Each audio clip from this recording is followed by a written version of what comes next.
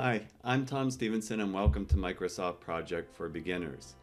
In this series, we're looking at how to use Microsoft Project from the very beginning to more advanced topics.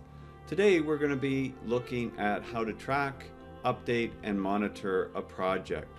So I've got a very simple layout here, and if you've been following along in previous videos, you can go to my playlist under the Microsoft Project for Beginners playlist, and you can see previous videos in this series. Maybe you've already done some of the activities. You may already have this more or less. But it'd be worth your while to just simply type in these few activities and these durations, and under the predecessors columns, put these simple predecessors, and that'll give you a good start into what we're going to be doing. This particular schedule, in the previous lessons, I've showed you how to add resources and add costs to a project. So if you want to be monitoring that during your updates, you would have to have already added those resources. How would you do that? Well, quite simply in another sheet, because this is the entry sheet we're in right now. If I click on the square icon box in this corner and I right click my mouse, I see a list of tables. So we're currently in the entry screen. And if I slide all the way to the left, where it says Gantt chart and I right click, I see another series of tables and charts. Half the battle in using Microsoft Project, as I like to tell my students, I'm a professor of construction project management, is just getting used to what screen you're in. Because today we're going to be looking at the variant screen and the tracking screen. Right now I'm just going to show you the resource sheet where we created our resources. We will be going to that to see when we have variation in costs. So I go to the resource sheet. We created these resources. So if you haven't done that, you could actually freeze this window and enter these into Microsoft Project, and you would have these resources. You don't have to do this, but sometimes it's easier if you're actually following along and trying to click things, because that way you remember it better. We have resources, so like site super, project manager, drywall sub, plumber, drywall supplier, laborers. And under type, there's three types Microsoft Project lets you put in. So work is like hourly rates. Cost is like something you're contracting the work to do. And material is something you're measuring, like square feet, linear feet, cubic meters. You just type in whatever it is that you want to measure. So it's a reminder of what you're measuring. And then you put a cost to it, and that'll tell you how much. And so I've got like hourly rates for the site super and the PM and the laborers. And this one I've got 50 cents a square foot for the drywall. Here, it won't let me type in anything. And if it doesn't let you type something in when you're setting up resources, then that's generally because of how the type that you've chosen. So I already set that up as cost, and we added cost back in our Gantt chart. This is for later, more advanced topics, how we want to pay the money out, prorated as it's being applied at the end. Once you've completed an activity, then we're going to pay a certain amount. So there's those, and you could also even change the drywall. Like when it gets delivered, you're paying for it. So that would be at the start. So that just gives you that sort of quick update with that, because we're going to be coming back and forth to that. All right, so I'm going to slide to the left. So fairly simple, that's there. Go back to my Gantt chart. And then what I'd done is in the previous video, I had added resources. And so you can see under the resource names, as long as you're in the entry view, and that's generally the starting view for your program in the entry view. If you pull this bar, if you don't see it, you can pull this bar to the left or the right, and then you can see what's in or been added to the various resources. And in the previous couple of videos, I showed you how to add these, but very quickly, you go to the resource tab and you click assign resources, and you can add them. So in other words, if in this particular task 7, I haven't added anybody, so maybe I should add somebody. Maybe I'll add the plumber, right, under task 7, and I'll just click assign, and that assigns the plumber, but no cost. And maybe I say, all right, well, we're going to pay the plumber $10,000 when they finish task 7, right? And so there, plumber, $10,000, it's assigned, it's up over here. So now I have a bunch of activities that have been assigned resources and costs. Maybe I've got a few that haven't. Typically, you would go through the whole project and make sure that everybody is assigned to do something or to do some of the work. maybe while I'm here, I haven't got anybody assigned to activity number 4, task 3. I'm going to go task 3. I'm going to go to assign resources again, and that's under the resource tab here. And I'm going to click on, let's see, I'm going to click on drywall sub here, and I'm going to maybe put a cost. Maybe I'll say $5,000, and I'll assign that there. Okay, and so now I can close this box, and I've got these costs assigned. How much have I assigned to the whole project? Well, let's see. So we go to this square icon box, select everything, right click. Now I can see my total costs. Now this is where we're going to get into the tracking in this session. You notice the baseline, it says 0. Variance, it says all of these amounts, right? Actual, it says nothing. And remaining, well, we still have everything remaining. So this is adding up the costs of all of these.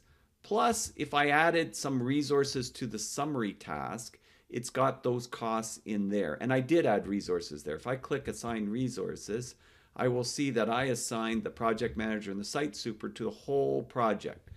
PM 50% of the time, the site super 100%. So I can see my total cost is indicated there, counting their 30, what is that? That would be $31,200 if I added that.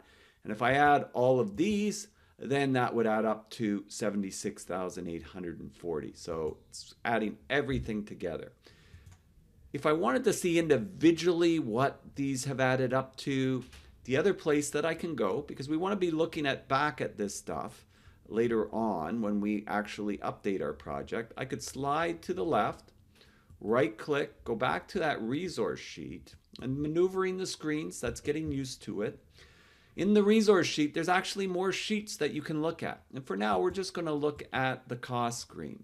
So we're currently in the entry screen of the resource sheet. We're going to go to the cost screen. And now we can see individually what we've assigned to each trade or each person or each supplier. And we can see them all listed out.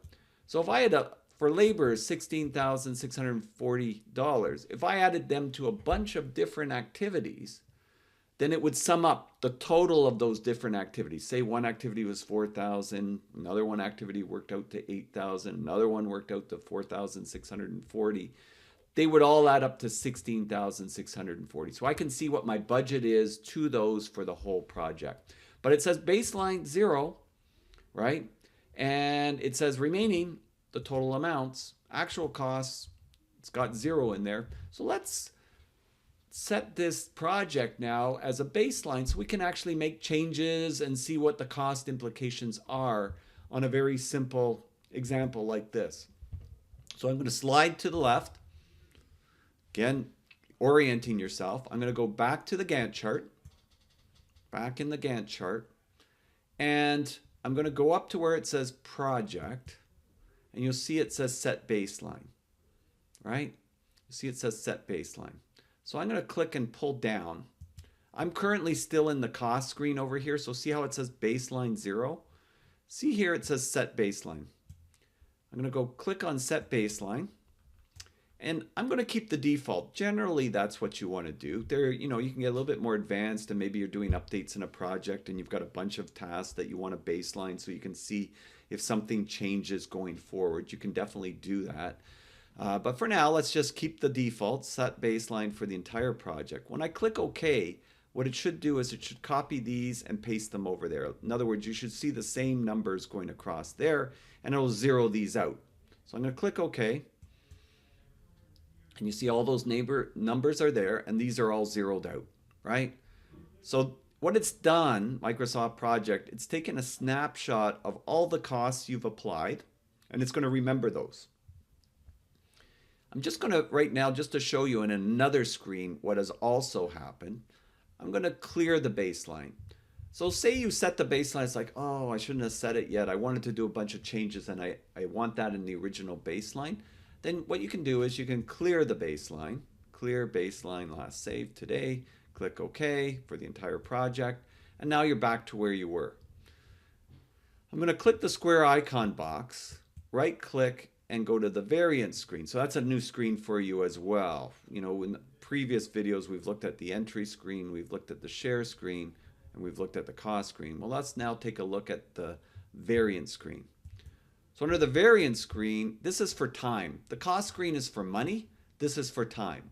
So did we start on time? Did we finish on time? Did we start early? Did we start late? Did we finish early? Did we finish late? Right now it says NA. And you remember in the cost screen, just getting you used to switching back and forth.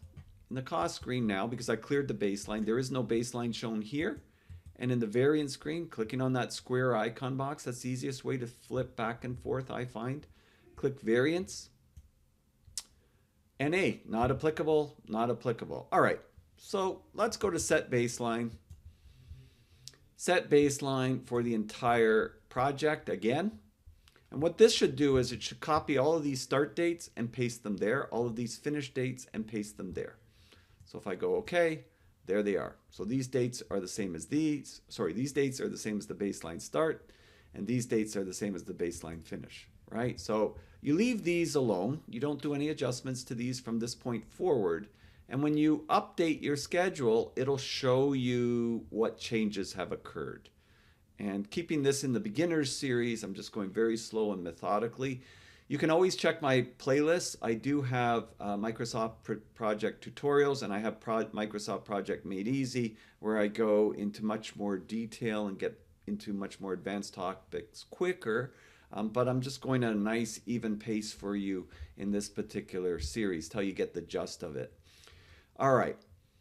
So we've got this all laid out and done and set up. So the next thing I'm going to do is I'm going to go to my tracking screen, right click here and go down tracking. See tracking? And you notice it says in the tracking screen, this is where we track our project. This is where we essentially update our project. There is no point in updating your project if you have not set a baseline, because it won't show you the variance. The whole point is to see how are you doing compared to your plan. How did you plan this project? Now are you 1 day behind, 2 days behind? So you can take actions to try to get the project back on track. That's what we'll do in another video, recovering the schedule. But now we're just updating the schedule. So you have to have a date that you are actually updating the schedule to, and we call that the status date. So a status date is like, when are we updating this to? And it can't be a date in the future. It has to be very close to now. So in other words, maybe we want to track it to the end of this Friday. What's that? The first Friday in February. So we have to put in what we call a status date. And to do that, you see here under the project tab, it says status date. You can enter a status date here, or you can go to project information and you can enter the status date over there, right? Microsoft Project always has several ways of doing the same thing. I find sometimes it can get a little buggy in here for whatever the reason, depending on the version you have. But I tend to demonstrate it on this. For whatever the reason, I find that some people forget status date is not the same as start date. So we want to go with status date. That's the date we're updating it. Don't confuse that with start date. So I usually actually do it over here. So status date, click on status date, and I'm going to pick that 1st February in Friday. So what do we got? We got February, 1st February and Friday. That's going to be February 4th, right? I'm going to click OK, and nothing happened. But up here you see February 4th, 22. All right, so that's the year, February 4th, 22. It should have happened. It shouldn't be in the future. It'll let you do it in the future, but if you're really tracking a project, you can't update something that hasn't happened yet. It has to be in the past. It could be in the very recent past, and it should be in the very recent past. It shouldn't have been 6 months ago, and now you're updating it because you won't remember everything. So as you progress in your project, you do a series of updates in the master project schedule. And I'll get into some file naming protocols and stuff like that in another session. But for now, I just want to get you used to how we update the schedule. Right, so I like to see the status date line. Nothing's changed. I can see that this says status date, but it doesn't affect anything yet. So I'm going to right click in this blank area, and in the Gantt chart area, right click my mouse or right click the button on your touchpad and click on grid lines. I'm going to pull this. There's a whole bunch of customizations and views. You can do endless amount. I'm going to pull this down to where it says status date. And then where it says normal, I'm going to click on solid line. And I'm going to say, I'd like to see the status date line in red. So I'd like it to stand out, like it to pop a little bit. So I click there, and now I can see this red line appear on my screen over here.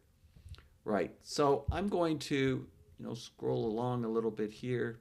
I'm going to shrink this. I've showed you this before. It's a little bit on the big side. I'm just going to shrink it, double click on the time scale here, and it's at 100%. I'm just going to make it maybe down to about 55% so I can see more weeks in my screen there. That's a little bit better. Micro adjustment there. All I did was I double clicked on the time scale here. Brings up the properties for the time scale. You can do all kinds of customizations here, but I squeezed it just so that you can see a little bit more on your screen, because I'm going to zoom in on updating everything to the left of the status date. So I'm just going to draw out a little line here. I'm going to go to the Format to tab and just show you a little lines, what it represents. So what we're going to do now, we're going to update everything that's happened from the beginning of the project to this February, right? February 4th, that Friday, the February 4th, right? That we put as our status date. All right, so I'm in the tracking screen. And now this is where I can put in actual starts and actual finish dates. So if this project was supposed to start on, it says Monday, January 17th, it's showing right now, I'm going to say that it did. All right, so I'm going to go Monday, and I'm going to go January 17th. All right, so it started then.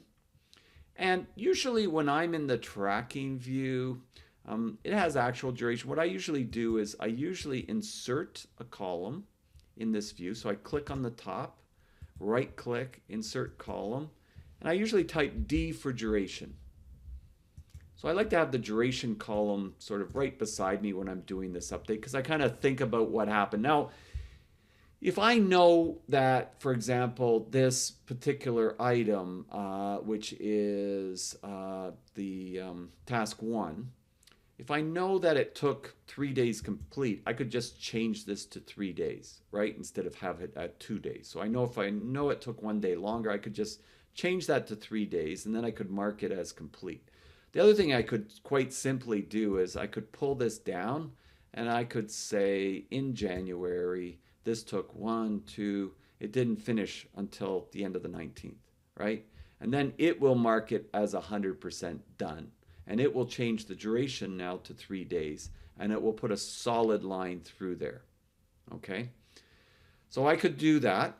I could then, look at the next task, and you should know what's going on in your project and when things are starting and when things are finishing. And if this took 1 day longer, what I would strongly suggest you do is you double click here, and in the notes, you click on notes. It might not come up on notes. You click on notes, and you type in task 1 was delayed due to lack of resources. You want to put down what was causing the problem if you know that it was 1 day delayed. I might not do it just yet. I might look at it in the tracking screen, which I'm going to show you, and in the tracking Gantt and variant screens. But you should be putting notes so that you know that that is there. And maybe even in this screen, if you want to see the notes, you could always also insert the indicator column. I've talked about the indicator column being your friend. You insert the column, type I for indicator. You have to always know the name of the columns, and it puts that indicator column in the screen for you too. It's always in the entry screen unless you delete it, but then at least I know. I can see a check mark, it's done, and I've got a little note beside it. So what's going on? I can always read the note, or I can double click and then I can go into the notes and see it if it's a big long note or something like that. Okay, so I've said that that's 100% complete. And this is looking at completion from a point of view of duration. Physical percent complete, we get into earned value analysis, a more advanced topic, and that's really looking at you know, if you had 100 blocks to lay, you've got 75 blocks done, right? So that'd be 75% complete. It's a little bit different way of looking at things that works with earned value analysis quite well. All right, task 1, we've got updated. Now the task 2. So let's look at that task 2. We could look at task 2, and again, in task 2, it's supposed to have started, go back a month, and it's supposed to have started on, well, now it's showing that it is starting on, because it was pushed, it's starting on the 19th, I believe, or the Thursday. No, it's starting on the 20th, right? Do I agree with that, or did it get delayed too? Maybe it didn't start till the 21st. So if I put the 21st, it moves that, right? It moves that a little bit. And let's say that it is complete.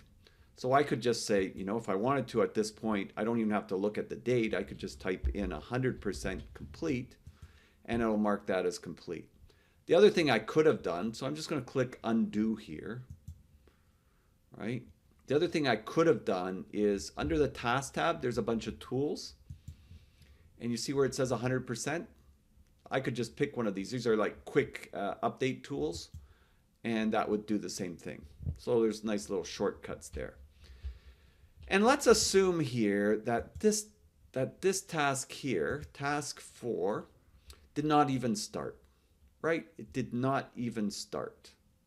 So, but we do have new information that it's going to start on the Monday, right after the status date.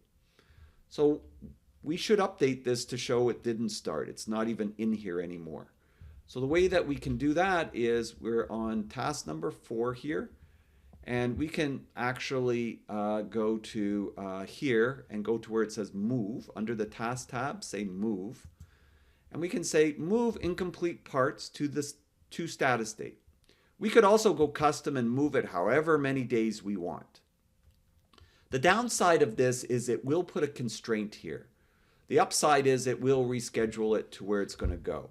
I usually try to avoid constraints, but this is one of the exceptions where, because it's going to be very close to the actual status date, that it'll be okay to put the constraint there. Because usually when you put a constraint, especially if it's on the critical path, it often makes the critical path disappear before the status date, and then that kind of bothers people. But in this case, I think it's okay to move it. So I'm going to go to move, as much as I don't like constraints, just because this is a nice little tool here, incomplete parts, and there it is. And it did put the constraint. You can see the constraint box, but because it wasn't critical, it didn't even change the status date aspect. All right, so overall, it's not, that particular one change is not really impacting our project. The rest, I'm going to say, now that they've been adjusted by these pushing them outward, I'm going to say that they're actually on track. They're going the way we expected. If they weren't, we could again put the actual start and actual finish. But I wanted to show you a neat little tool that Microsoft Project has called Mark on Track that makes it easy to update the rest. And the easy way, because you might have 100 activities and 20 are messed up, and then they move the other ones around, and then you're happy with the rest of them. Then you can just select them, mark them on track, and it'll mark them all up to date to the status date. As long as you put a status date in, it will do that. So to do that, very simple. You click the square icon box. That selects everything. So if you had 200 activities, it would select everything right here. Then under the task tab, you go to Mark on Track, and you just click on that. It will only update what's to the left of the status date. It won't mark anything to the right as being complete. So I'm going to, at this point now, click on Mark on Track, and you see that it updated these activities, but it did nothing to these activities, right? And so now you've got your project updated to the status date. So it's done the math for you to say, you know, this is 10 days long. You did 2 working days of that 10 days. 2 out of 10, that's 20% complete. This is 8 days long. You did 2 days complete of that. 2 out of 8, that's 25% complete based on duration. So now we know. Now we've updated to that status date, right? And that is giving us that information. Now, there are other screens and other bits of information that I can check out now. So this is where I update. That's in the tracking. And again, getting used to this is half the battle in Microsoft Project. We were entering stuff in the entry screen, tracking. Let's go to the variance screen. That's because I'm not exactly sure how much we're behind schedule. I'm got an idea in my head, but I'm not exactly sure. So I just went to the variance screen and I can see I'm 2 days behind. I can see this finished 1 day late. We started on time. And then this went from 1 day to 2 days. And then this carried through the whole project. This one's 4 days. And remember, that's because they didn't show up and they didn't start when they were supposed to, so we moved it. But it's not really affecting the rest of the project. There's a better screen than this, though. It's really nice to have this, but there's a better screen. It's called the tracking Gantt. So if I slide to the left and I right click and I slide down to tracking Gantt, it puts me in the tracking Gantt view. It made my text smaller because I'd made my text bigger in the other screens for you so you could see it better. I'm going to go to the Format tab just to make my text bigger. You might not have to do this, but if you ever want to make your text bigger, that's how to do it. You go to Text Styles, go to 14. It'll make it much bigger. Now I can see a little bit more. All right. And right now, it did put me into what we call the tracking Gantt, but I'm in the entry screen. It put me back in the entry screen. I was in the variance screen. I'd like to be in the variance screen. So I'm going to slide down. I'm going to go to variance. Now I'm in the variance screen. I'm in the tracking Gantt. If I slide to the left, I'm in the tracking Gantt and I'm in the variance screen. Right. This is where I can really sort of analyze what is happening. I can see a lot more information with regards to time. So as I said earlier, right, in the variance screen, I don't have my indicator column. I'd like to see it because I'm going to put some more notes. So I'm going to insert that column, indicator, customize it. That's just me wanting to do that. I like it like that. So I can see where there's a constraint. I can see where I've got a note. So I know, what went on, why it was delayed. But then this was also delayed. It should have started here, right? Because of this pushing it. This also started an extra day. It's almost like it had a lag in there, right? From when we said it actually started. So maybe, this contractor left and they weren't able to come back right then. And that's what happens sometimes with delays. So you could put a note, contractor unable to reschedule work and delayed project 1 day, right? You want to have what's going on. Why? Because you want to be able to fix it. This is the big part about project management. This is a tool, Microsoft Project. I don't care if it's Primavera, Microsoft Project, whatever the scheduling software.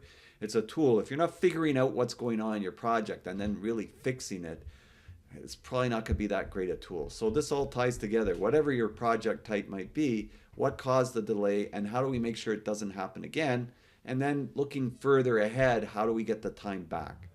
So in this screen, I don't actually see my status date, but I can, having worked with Microsoft Project, I know it's right there because I can see where things were updated to. But you know what? I like to see it in the tracking view too. So you have to do that same thing again. But once you do it and insert the status date line, status date's built in. Like if I go to project, it's still there, right? But I'd like to see the status date line. It's much more visual. So to do that, again, I just right click in this blank area. It's good for you to remember how to do it. Click grid lines, pull this down, go to status date. Make sure you do this part. If you forget it, you won't see anything. Solid line, red, click OK, and now I can see it, right? Like I said, it's right up to that point there. All right, so now I can see what caused my delays up to this point. I could also say whatever delayed this contractor, right? You could say delayed due to other changes, but had float and does not impact overall project. Just saying what's going on with that one. right? Because we can see that this extended and all of a sudden it went from 2 days to 4 days. So what's going on? But through our critical path that we developed so carefully in the other videos, it's extended through the whole project. So we can very clearly see that extend all the way through. All right, so now we know we're 2 days behind. I wonder what that did, if anything, to cost. I didn't change any costs of sub-trades, so maybe it didn't affect cost, but let's see. I'm going to go to the square icon box. I'm going to click on that, right-click my mouse, go to cost. Oh, I've got a $2,400 variance. So it's costing more now. Huh, I wonder why. So these are all showing 0. So like I said, I didn't change my cost on any of these, and these are all showing 0. So what's going on? Where's that 2,400? Do you know?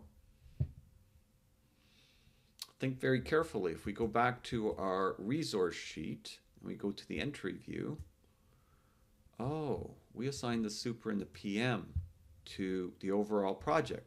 The project's now going to take longer. They're going to be there longer. If they're there longer, that's a variable cost.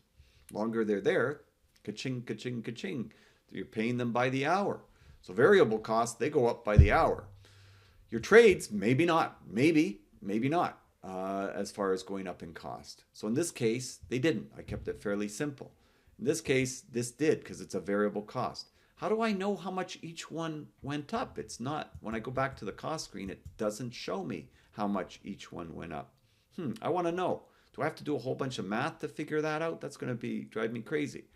Well, what I can do is I can slide to the left. Remember, we went to that resource sheet at the beginning, and those of you that had stayed around, now you get to see why. Resource sheet. Remember, I went into, originally we were in the entry view, and then I went into that screen I was just in. I just clicked on that square icon box, right-clicked. I'm going back to where I was, which was cost. Yours might have showed up right there at that point. Okay. Well, remember, we baselined it, so it remembers. The program remembers what our original costs were.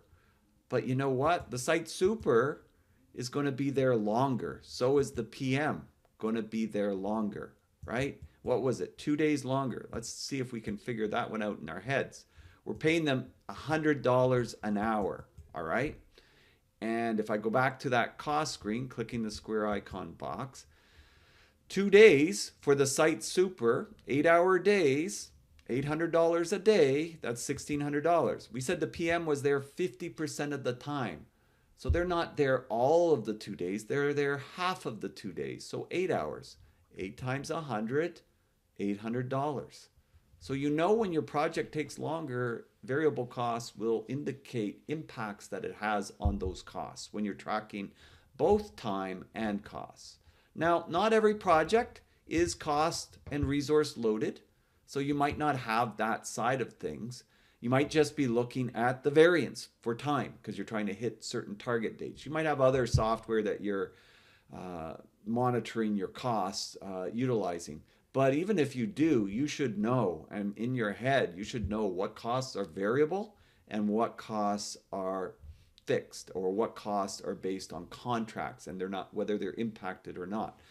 For your project, whatever it is, and my business is construction, right? So when we think in construction, you should go into a project thinking there is a per diem cost. Every day we're on this project, there are certain costs that we are incurring for our project team to manage it.